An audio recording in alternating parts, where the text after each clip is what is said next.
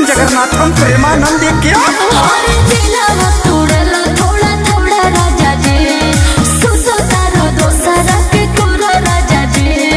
झूठ बात है।